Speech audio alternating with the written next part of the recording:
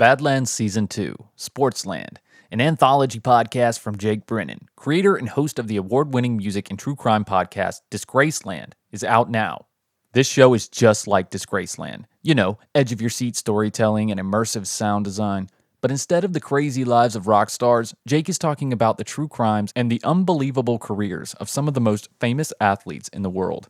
Athletes like Mike Tyson, Hernandez, Tonya Harding, Pete Rose, and O.J. Simpson. Here's a clip from the episode on Mike Tyson, whose arrival as a prodigious 18-year-old professional boxer in the 1980s represented a major paradigm shift in the sport. But just as quickly as he rose, Mike Tyson began to fall. Check it out. Before the crowd at the Mirage in Las Vegas even laid eyes on Mike Tyson, they heard him coming. His opponent, Donovan Ruddock, pacing anxiously in the ring, he heard him coming too. Public Enemy's Welcome to the Terror Dome thundered from the House PA. The song was an announcement, a warning, and a premonition all wrapped in one. And then the visual matched what the packed crowd was hearing. Mike Tyson, in the flesh, snaking his way through the throng with menacing ease. He was flanked by a posse in black shirts, sunglasses, and black caps that read, "Tyson Rules." Mike wasn't wearing a shirt. He had no fancy satin robe, no corporate logos. Just a white towel with a hole cut in the middle so that he could wear it like a shirt. It looked like something he found on the floor of the dressing room backstage. He wore his customary basic black trunks, no socks. His Everlast gloves had been strapped on so tight that he thought his knuckles were going to burst right through the red leather. Mike had thought about Donovan Ruddock defeating him. He had dreamed about it. The thought consumed him in the months and weeks and days leading up to this moment. But now, emboldened by the heavy drone of the bomb squad beat, the undeniable flow of Chuck D, and an entourage that surrounded him like a Secret Service cocoon, Mike Tyson refused to lose. To Donovan Ruddock, Mike's walk to the ring felt like an eternity. He could hardly endure it. Ruddock had wanted this rematch. He thought their first meeting in the ring was unfair, and he wanted another chance, another opportunity to prove himself against the best of the best. But Ruddock now felt that the rematch was going to prove a colossal mistake. The audience knew it too. Mike Tyson was still only halfway to the ring, and he'd already won. Not everyone was granted a rematch by Mike Tyson. Some, like Donovan Ruddock, got their wish and regretted it. Others, like Mitch Green, were made to feel like a pitiful beggar when their wish was never granted. His name was Mitch Green, but everyone called him Blood. He got that nickname running with the street gangs in New York City in the 1970s. When he hit guys in the face, he hit them hard. So hard that they would bleed like crazy. Noses gushed, lips split. You got hit that hard and bled that much, and you knew it was Blood who dealt the punch.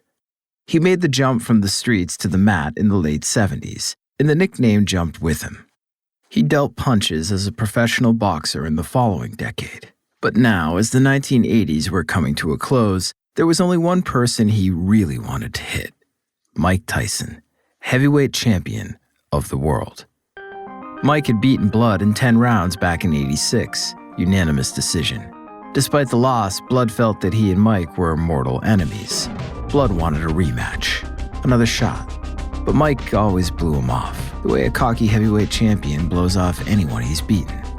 And then Blood got word that Mike Tyson just happened to be in his neighborhood, Harlem, over at Dapper Dan's, an all-night boutique with a client list that included hustlers, drug kingpins, and prize fighters. It was around 5 a.m. and Mike Tyson was shopping. An $850 white leather jacket. Its stitching read, "Don't believe the hype," on the back. No need to worry about that. Blood didn't believe the hype for 1 second. August 1988. Blood was waiting for Mike Tyson when he walked through the front door of Dapper Dan's and stepped out onto 125th Street. The neighborhood had yet to wake up. Blood asked Mike what the fuck he was doing in his hood and why the hell he wouldn't fight him again. Mike answered quickly. He wouldn't meet Blood in the ring, but he'd meet him here, now. Mike popped Blood twice in the head with his fist. The first punch knocked Blood down. Blood got back up. The second punch knocked him down again. Mike didn't wait for him to get up a second time. Mike was running down 125th Street, headed towards his car. Mike got the car started, but before he could drive off, he heard the sound of twisted metal directly outside. It was Blood. He'd ripped the rearview mirror from the driver's side and was screaming at Mike.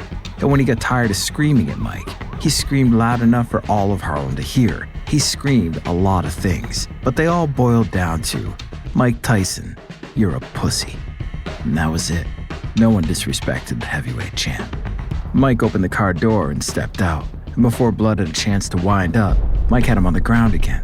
Mike reached down and grabbed Blood by his hair, pulled his head up, and then sank a deadly right hook directly into his eye. Mike heard Blood's nose crack and he felt his own fist split in two. He was pretty sure he had fractured his hand on the spot. Blood hit the pavement face down. He didn't move. Mike wondered if maybe he'd killed him. Fuck. Maybe Blood was dead. Mike didn't want to find out. He jumped back in his car and within seconds, he was gone. All right, everybody, you just heard the opening scene from the premiere episode of Badlands, Season 2 Sportsland, hosted by me, Jake Brennan. If you want to hear the rest of the episode, along with other episodes on the shocking rise and fall of athletes like Oscar Pistorius, Tonya Harding, Evel Knievel, Hernandez, O.J. Simpson, and more, you can do so every Wednesday wherever you get your podcasts, or you can binge the entire season right now, exclusively on Amazon Music.